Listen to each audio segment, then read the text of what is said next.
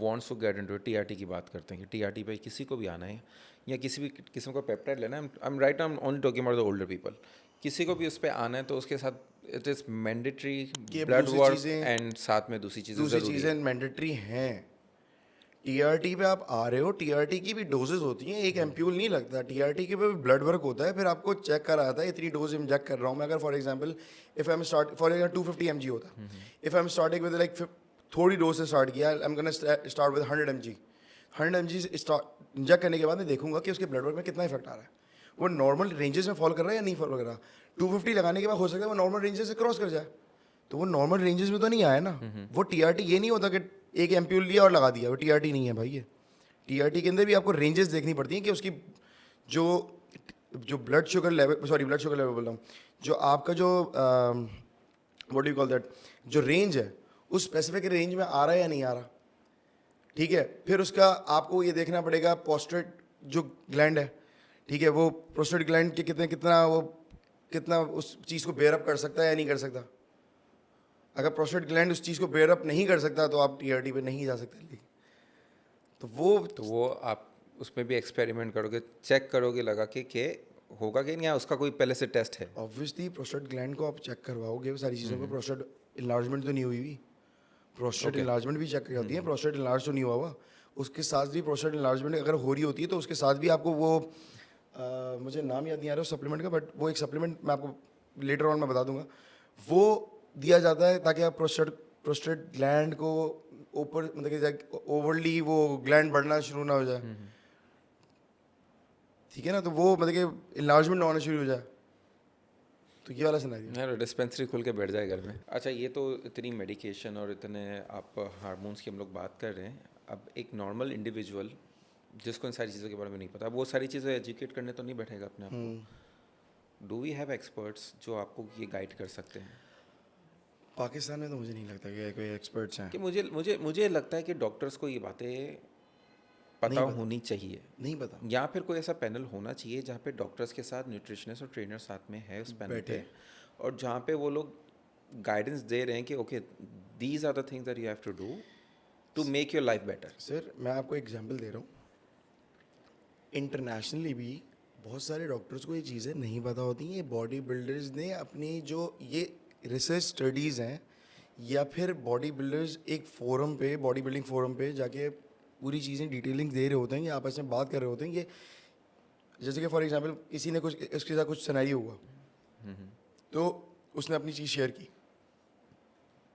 Getting it. अब इसी तरह बहुत सारी चीज़ें हैं, बॉडी बिल्डर्स खुद ही उन्होंने यूज़ करना शुरू की रिसर्चेस के थ्रू, वो सारी चीज़ों के थ्रू, साइंटिफिक रिसर्चेस भी हैं उसको बैक कर रही हैं, कुछ साइंटिस्ट ने भी रिसर्चेस की हैं, कुछ बॉडी बिल्डर्स भी खुद अपने एक्सपेरिमेंट्स कर रहे होते हैं चीज़ों के ऊपर, ठीक है ना। स्पेशली बाहर के भी डॉक्टर्स अगर कुछ चीज़ों में बॉडी बिल्डर्स से पूछ रहे होते, बॉडी बिल्डर्स के पास अगर बॉडी बिल्डर्स भी जाते हैं ना, तो वो बॉडी बिल्डर्स बोलते हैं कि यार यू नो द बेस्ट, क्योंकि तुम एक अरसे से करते आ रहे हो इस चीज़ को कि किस तरह आपने मैनेज करना है।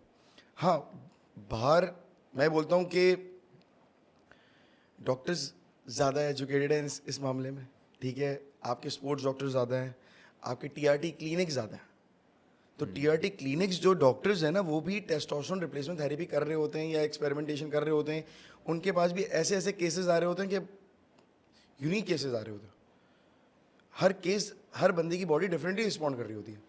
और टीआरटी क्लिनिक्स तो बाहर तो इस वजह से भी खुले हुए हैं क्योंकि एलजीबीटी वाला सिनेरियो जो चल रहा है, वो कन्वर्जन जो हो रही है, मतलब कि वो अपने आप को मेल जो कन्वर्ट कर रहे हैं, तो उसकी वजह से भी टीआरटी क्लिनिक्स खुले हुए हैं। क्योंकि जब विमेन टेस्टोस्टेरोन लेना शुरू करेगी तो वो पूरा सिनेरियो चेंज हो गया ना उसका, वो जाहिर सी बात है मेल फीचर डेवलप करना शुरू कर देगी सारी चीज़ें, तो इस वजह से भी खुले हुए हैं वो टीआरटी क्लिनिक्स। बट स्टिल मैं अभी भी एक ओल्डर एज पे ही अटका हुआ हूँ कि अगर किसी को करना है तो वो किसके पास जाएगा? डॉक्टर्स के पास अगर जाता है वहाँ पर बोलता है, क्योंकि टीआरटी के ऊपर तो रिसर्च है, ये इट इज़ अवेलेबल, ये साइंटिफिक बिल्कुल ऐसे है। डॉक्टर मैं किसी को जानता हूँ, उन्होंने एक अपना मसला शेयर किया, डॉक्टर थे, डॉक्टर ने ये एम्प्यूल लिया, ये इंजेक्ट कर दिया, 250 mg टेस्टोस्टेरोन उन्होंने इंजेक्ट कर दिया। अब मैं उनसे पूछूं यार 250 mg टेस्टोस्टेरोन से पहले आपको डॉक्टर ने ब्लड वर्क करवाया था? नहीं।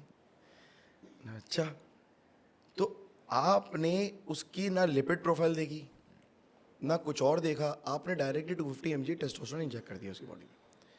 पहली चीज़ तो ये है कि आपकी लिपिड प्रोफाइल कैसे इफेक्ट करेगी, आपका लिवर टॉक्सिक है या नहीं है, आपके एलएफटी रिजल्ट्स क्या हैं, वो कहाँ पे स्टैंड कर रहे हैं, ठीक है, आपकी किडनी रीनल फंक्शन कैसा है, वो कितना है, आपका प्रोस्टेट ग्लैंड की इनलार्जमेंट हुई हुई है, वो हुई हुई है नहीं हुई हुई। तो ये सारी चीज़ें देखे बगैर आप टीआरटी कैसे रिकमेंड कर सकते हो एक 40-45 साल के बंदे को यार।